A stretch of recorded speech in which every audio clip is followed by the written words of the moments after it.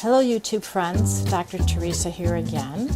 I wanted to show you my quick vacuuming that I do each night with the seahorses, and this practice only takes about 2 minutes or less, but it's really proved valuable for helping maintain superior water quality for the seahorses.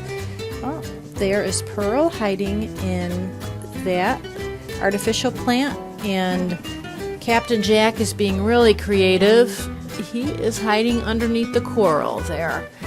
So what I use is a piece of rigid airline tubing connected to regular flexible airline tubing, and then I just get a vessel and I use the old-fashioned method of siphoning to get the siphon going. So I put my rigid airline tubing in the water, and then I use my old mouth and draw in water.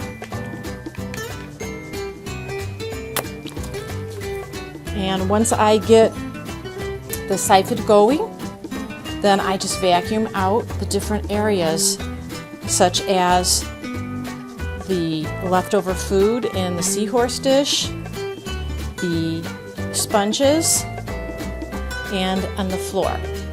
So I'm going to try to do a little bit here with you watching. I'm trying to juggle with one hand, hold the camera,